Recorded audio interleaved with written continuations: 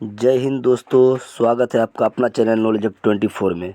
आशा करता हूं कि आप लोग जहां भी होंगे, जैसे भी होंगे, बहुत अच्छे और स्वस्थ और मस्त होंगे। ओके दोस्तों, तो अगर आप मेरे इस चैनल पे पहली बार आए हैं तो चैनल को सब्सक्राइब कर लीजिए और बेल आइकन को प्रेस कर दीजिए, जिससे मेरे सारे वीडियोज़ आपको समय पर मिल सके। ओके दोस्तों, तो आज इस वीडियो में कुछ सामान्य अध्ययन के महत्वपूर्ण क्वेश्चंस को लेकर आपके सामने आया हूँ। ओके दोस्तों, यह वीडियो जो है सक्षमता परीक्षा 3.0 और आने वाले सभी प्रतियोगिता परीक्षा के लिए महत्वपूर्ण होने वाला है। ओके दोस्तों, तो सभी क्वेश्चन को जानने के लिए वीडियो के अंत तक बने रहिए और वीडियो को एक लाइक कर दीजिए। ओके दोस्तों, तो आइए चलते हैं आज का पहला क्वेश्चन पर। तो आज का पहला क्वेश्चन आपके स्क्रीन पर है, जानते हैं इसके सही उत्तर को। ओके दोस्तों, तो क्वेश्चन ये कह रहे हैं, क्वेश्चन नंबर 1 ये कह रहा है कि गायत्री मंत्र जो है वो किस वेद से लिया गया है? किस वेद से लिया गया है? आपका ऑप्शन है ऋग्वेद से, ऑप्शन बी यजुर्वेद में, ऑप्शन सी उपनिषद से, ऑप्शन डी भगवत गीता से। ओके दोस्तों, तो आपका राइट और सटीक जो आंसर है वो है ऑप्शन ए ऋग्वेद में। ओके दोस्तों, गायत्री मंत्र का उल्लेख किया गया है या जहाँ से लिया गया है वो ऋग्वेद में है। ओके, ऋग्वेद से गायत्री मंत्र को लिया गया है। ओके दोस्तों, तो आपका जो सही आंसर है वो है ऋग्वेद। और बात करें ऋग्वेद के कुछ और भी महत्वपूर्ण पॉइंटों की बात करें तो ऋग्वेद में 10 मंडल हैं। ओके, 10 मंडल हैं और 1028 सूक्त है। क्या है दोस्तों? सूक्त है। ओके, 1028 सूक्त है। ओके दोस्तों, और बात करें गायत्री मंत्र किस मंडल में है तो तीसरे मंडल में। किस मंडल में है? वो तीसरे मंडल में है। तीसरे मंडल में गायत्री मंत्र है। ओके दोस्तों, और बात करें वेद की, वेद का अर्थ क्या है? ये वेद जो होता है, ये वेद का अर्थ होता है ज्ञान। वेद का अर्थ क्या होता है? ज्ञान होता है दोस्तों। ओके, वेद का जो वेद होता है वो ज्ञान होता है। और बात करें ऋग्वेद की, ऋग्वेद जो है, ऋग्वेद का क्या अर्थ है? दूसरा नाम किस नाम से जाना जाता है ऋग्वेद को? ऋग्वेद को दूसरा जो नाम है सावित्री मंत्र के नाम से भी जाना जाता है। गायत्री मंत्र को। ओके दोस्तों, ये गायत्री मंत्र जो है, ये गायत्री मंत्र को सावित्री के नाम से भी, सावित्री मंत्र के नाम से भी जाना जाता है। सावित्री मंत्र के नाम से भी जाना जाता है। ओके, गायत्री मंत्र जो है सावित्री मंत्र के नाम से भी जाना जाता है। ओके दोस्तों, तो आइए चलते हैं अगले सवाल की ओर। और यह सवाल नंबर 2। दूसरा नंबर सवाल ये कह रहे हैं कि वे दो राज्य कौन से हैं जिनमें लौटते हुए मानसून के दौरान प्राय चक्रवात साइक्लोन आते हैं? ओके, चक्रवात अर्थात साइक्लोन आते हैं। वे दो कौन से राज्य हैं जिनमें लौटते हुए मानसून के दौरान प्राय चक्रवात आते हैं? ओके दोस्तों, तो आते हैं ऑप्शन की ओर। तो आपका पहला ऑप्शन है कर्नाटक और केरल, ऑप्शन बी है पंजाब और हरियाणा, ऑप्शन बी है उड़ीसा और असम, ऑप्शन डी है आंध्र प्रदेश और उड़ीसा। ओके दोस्तों, तो आपका सही और करेक्ट जो आंसर है वो है आपका ऑप्शन टी, आंध्र प्रदेश और उड़ीसा में जो है वो लौटते हुए मानसून के दौरान अक्सर या प्राय चक्रवात आते रहते हैं। ओके दोस्तों, तो आपका डी जो है वो राइट आंसर है। ओके दोस्तों, तो आइए चलते हैं इसी प्रकार से हम अगले सवाल की ओर। और ये है सवाल नंबर आपका 3। तीसरा नंबर सवाल ये कह रहे हैं, तीसरा नंबर सवाल ये है कि कौन सा भारत का सबसे अधिक आर्द्र स्थान, जिसको इंग्लिश में ह्यूमिड एरिया कहते हैं। ओके दोस्तों, कौन सा भारत का सबसे अधिक आर्द्र स्थान है भारत का? ओके दोस्तों, तो आपका ऑप्शन है महाबालेश्वर, ऑप्शन डी है चेरापूंजी, ऑप्शन डी है माशिनराम, ऑप्शन डी है उदकमंडलम, ऑप्शन डी है उदकमंडलम। तो आपका सही और जो सटीक आंसर है वो है आपका ऑप्शन सी मानसीराम, जो कि मेघालय राज्य के खासी पहाड़ी पर स्थित है। ओके दोस्तों, मेघालय राज्य के खासी पहाड़ी पर स्थित है मासिनराम, जो सबसे ज़्यादा बारिश वहीं पे होते हैं, इसलिए वहाँ पे वो आर्द्र स्थान, सबसे ज़्यादा आर्द्र स्थान है। ओके, अगर वीडियो को अच्छा लगा हो तो वीडियो एक लाइक कर दीजिए और शेयर कर दीजिए, जिससे ज़्यादा से ज़्यादा लोगों तक पहुँच सके और सभी को इस क्वेश्चन के बारे में, सभी लोग इस क्वेश्चन के बारे में जान सके। ओके दोस्तों, तो आइए चलते हैं अगले सवाल की ओर, और यह है सवाल नंबर आपका 4। चौथा नंबर सवाल ये कह रहे हैं कि कुक्टी वन्य पशु विहार, कुक्टी वन्य पशु विहार किस राज्य में स्थित है?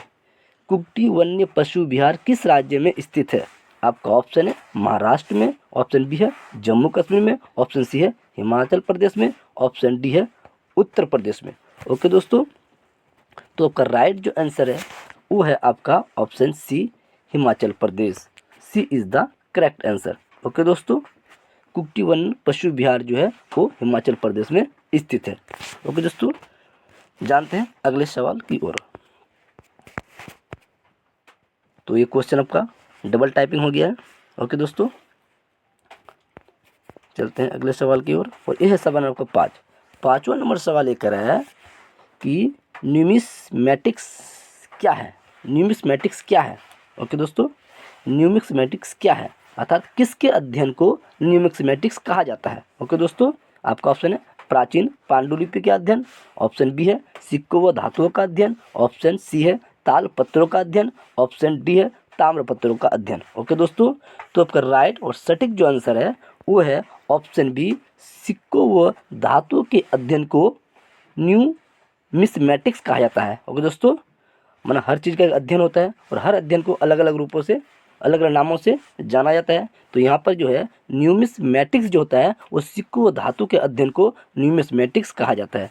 ओके दोस्तों, तो आइए चलते हैं अगले सवाल की ओर, और ये है सवाल नंबर आपका 6 छठा नंबर सवाल लेकर है कि हितोपदेश के लेखक कौन है? हितोपदेश के लेखक कौन है?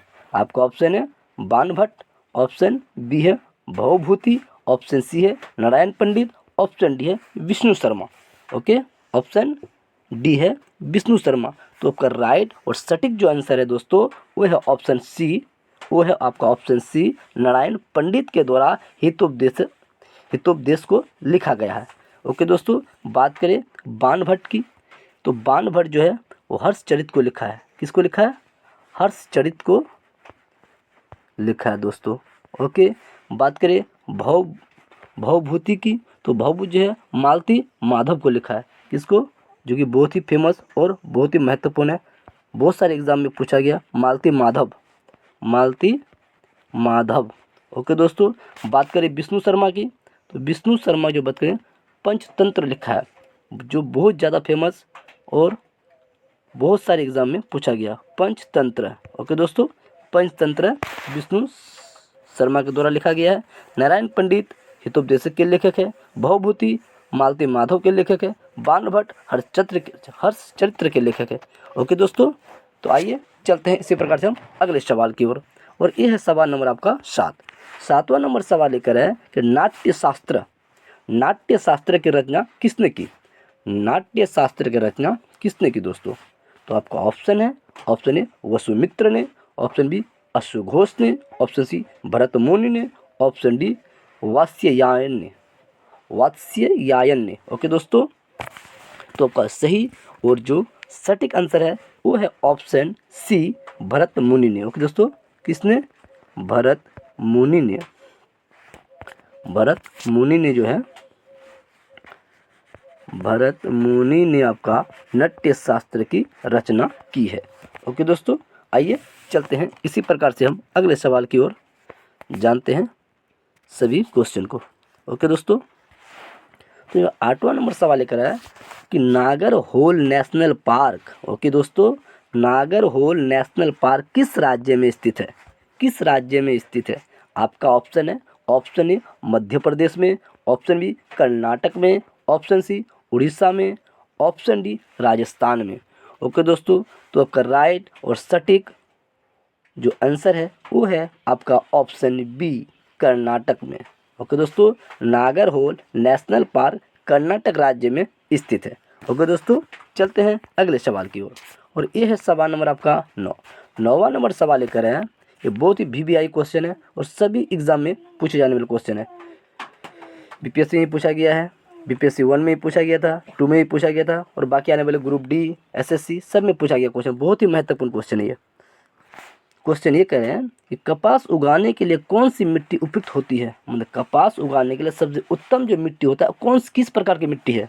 कहने का अर्थ यही है कि कपास जो उगाते हैं वो किस प्रकार के मिट्टी में उगाई जाती है। ओके दोस्तों, तो आपका ऑप्शन है रेतीली मिट्टी में, ऑप्शन बी है चिकनी मिट्टी में, ऑप्शन सी है काली मिट्टी में, ऑप्शन डी है दोमट मिट्टी में। ओके दोस्तों, तो आपका राइट और सटीक जो आंसर है वो है ऑप्शन सी, काली मिट्टी में। जो काली मिट्टी होता है वो कपास के लिए अति उत्तम होता है। ये काली मिट्टी में कपास उगाई जाती है। काली मिट्टी को रेगुर मिट्टी के नाम से भी जानते हैं। रेगुर मिट्टी के नाम से भी जाना जाता है और दूसरा नाम कपासी मिट्टी भी इसको कहते हैं। कपासी, इसमें कपास उगाया जाता है इसलिए इसे कपासी मिट्टी भी कहा जाता है। ओके दोस्तों, तो आइए चलते हैं इसी प्रकार से अगले सवाल की ओर। और ये है सवाल नंबर आपका 10। 10वां नंबर सवाल ये कर रहा है कि पूरा पाषाण काल में आदि मानव के मनोरंजन के क्या साधन थे, मतलब किस साधन से वो लोग अपना मनोरंजन करते थे। आदि मानव जो थे पूरा पाषाण काल में आदि मानव जो थे वो किस प्रकार से अपने मनोरंजन करते थे। ओके दोस्तों, आपका ऑप्शन है शिकार से, ऑप्शन बी जुआ से, ऑप्शन डी संगीत से, ऑप्शन डी घुड़सवारी से। तो आपका राइट और सटीक और करेक्ट जो आंसर है दोस्तों वो है आपका ऑप्शन ए, शिकार से। वो लोग शिकार से अपना एंजॉय और मनोरंजन करते थे। ओके दोस्तों, तो आइए चलते हैं अगले सवाल की ओर। और यह है सवाल नंबर आपका 11। 11 नंबर सवाल लेकर है कि स्वप्नवासवदता के लेखक कौन है। स्वप्नवासवदता के लेखक कौन है। ओके दोस्तों, आपका option Kalidas, option B Bhas, option C Bhagwati, option D Rajshekhar. तो आपका राइट आंसर है ऑप्शन बी। ओके दोस्तों, भास के द्वारा स्वप्नवासवदता लिखा गया है। ओके दोस्तों, आइए चलते हैं अगले सवाल की ओर। और यह है सवाल नंबर आपका 12। 12 नंबर सवाल ये कह रहे हैं कि नालंदा विश्वविद्यालय जो थे, नालंदा विश्वविद्यालय किस लिए विश्व प्रसिद्ध था। वो विश्व में, दुनिया में इतना फेमस क्यों थे, कहने का मतलब यही है। ओके दोस्तों, आपका ऑप्शन है चिकित्सा विज्ञान के लिए, ऑप्शन बी है तर्कशास्त्र के लिए, ऑप्शन सी है बौद्ध धर्म दर्शन के लिए, ऑप्शन डी है रसायन विज्ञान के लिए। ओके दोस्तों, तो आपका सटीक जो आंसर है, आपका जो सही उत्तर है वो है ऑप्शन सी, बौद्ध धर्म दर्शन के लिए नालंदा विश्वविद्यालय विश्व में जाने जाते थे। ओके दोस्तों, आइए चलते हैं अगले सवाल की ओर। और यह सवाल नंबर आपका 13। 13 नंबर सवाल लेकर है कि न्याय दर्शन को किसने प्रचारित किया। न्याय दर्शन को किसने प्रचारित किया। आपका ऑप्शन है ऑप्शन ए चारवाक ने, ऑप्शन बी गौतम ने, ऑप्शन सी कपिल ने, ऑप्शन डी जैमिनी ने। ओके दोस्तों, तो आपका राइट और सटीक जो आंसर है वो है आपका ऑप्शन बी। वो है आपका ऑप्शन बी, गौतम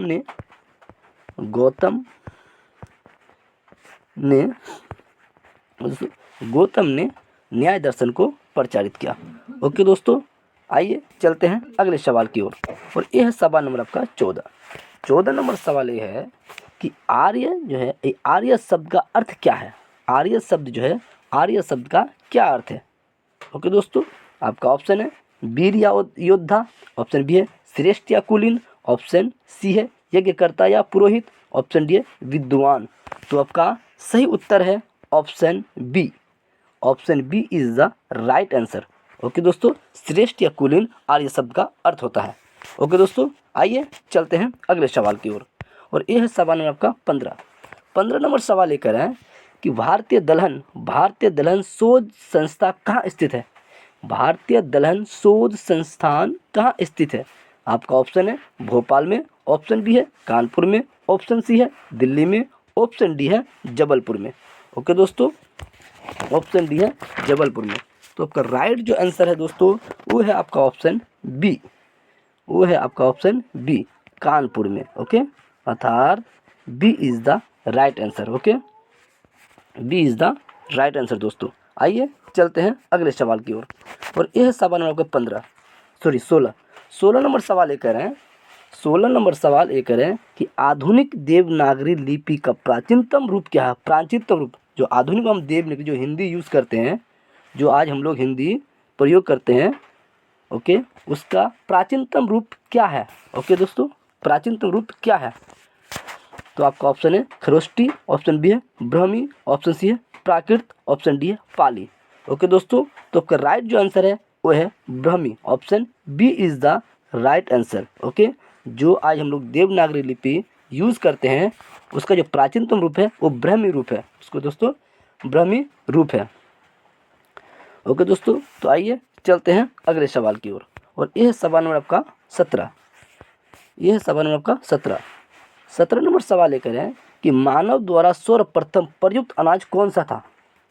कहने का मतलब है कि मनुष्य द्वारा सबसे पहले किस अनाज का उपयोग किया गया था। ओके दोस्तों, आपका ऑप्शन है चावल का, ऑप्शन बी है गेहूं और जौ का, ऑप्शन सी है ज्वार का, ऑप्शन डी है बाजरा का।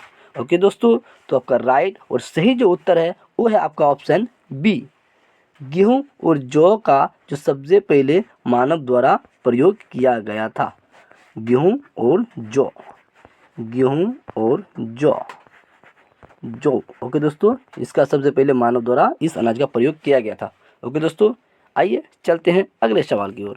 और यह है सवाल नंबर आपका 18 नंबर सवाल ये कह रहे हैं कि नील दर्पण नामक नाटक जो है ये किससे संबंधित था।